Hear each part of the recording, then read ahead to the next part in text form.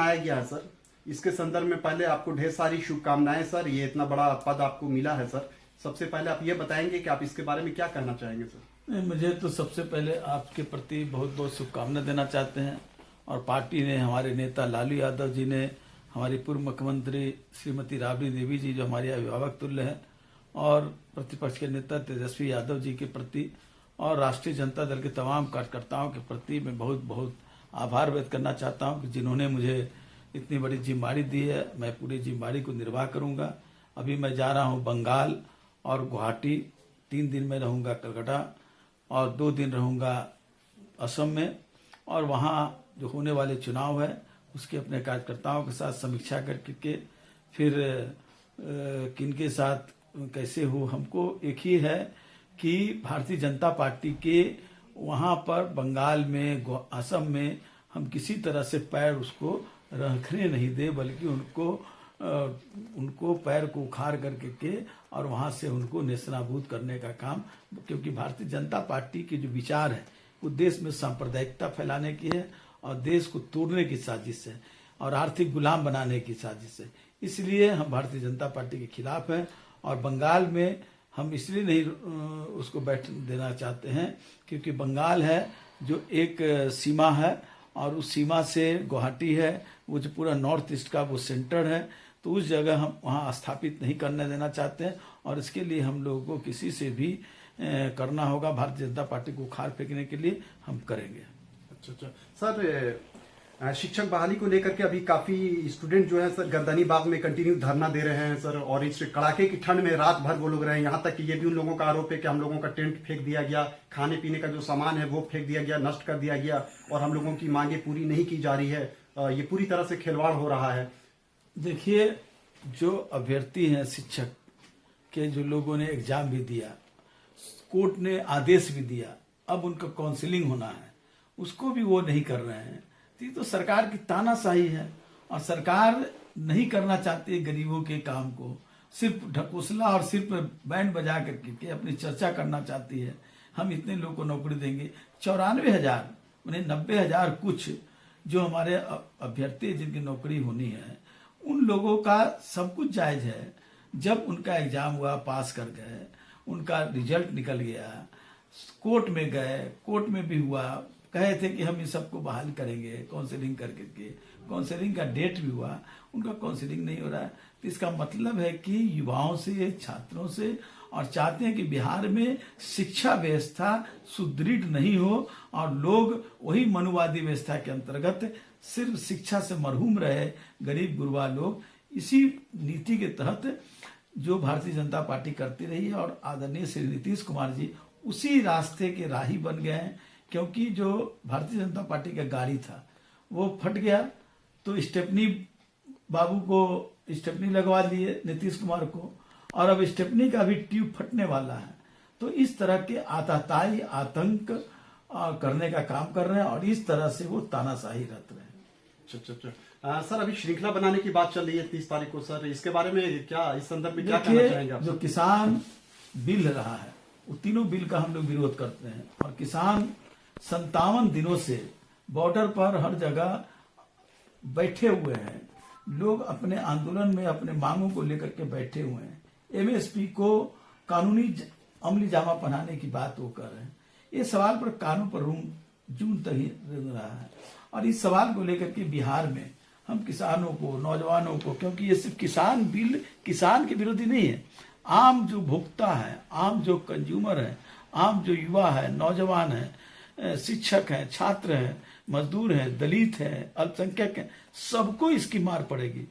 और जिस तरह से ये अडानी अंबानी जैसे बड़े घरानों के हाथ में भूमि भी कैद करने का काम कर रहे हैं। पहले तो इन्होंने सरकारी संस्थानों को बेच दिया, बैंकों को बेच दिया, यहाँ तक कि ब्रोकरेज में भी अब जो बड़े घराना है उनके ही लोग को अब समाहित कर रहे हैं। तो हर चीज में निजीकरण, हर एक चीज में वो बड़े निजीकरण ही नहीं, कुछ चंद जो उनके मुट्ठी भर घराने हैं उसके हाथ में इस पूरी शासन व्यवस्था को देने का काम कर रहे हैं। और किसानों की जो भूमि, जो हमारे अन्नदाता है, उसके सवाल पर तो हम लोगों ने महागठबंधन जो है, यहाँ हम लोगों ने निर्णय लिया कि गांधी की शहादत हुई 30 तारीख को, और गांधी किसानों के आंदोलन से भी जाने जाते हैं। वहीं से वो लड़ाई शुरू किया तो देश की स्वतंत्रता की लड़ाई का एक मूर्त रूप दिया गया।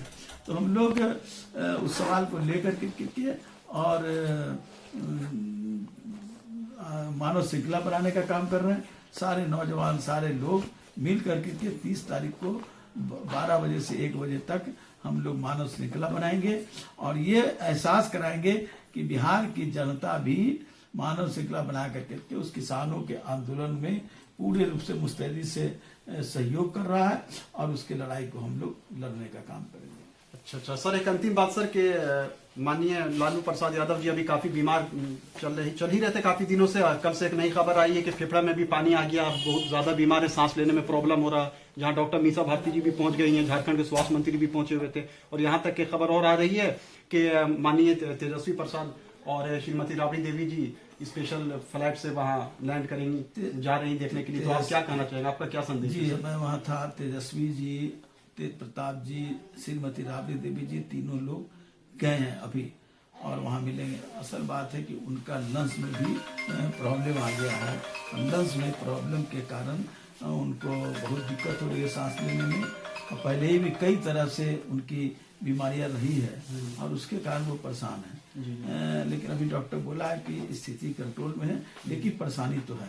कई तरह की बीमारी है, उनको बाईपास हुआ था, उनको बल्ब बदले गए थे, उनको किडनी में भी 25% ही काम कर रहा है, तो डायलिसिस की भी बात तो हो रही है। सारा चीज उनकी है।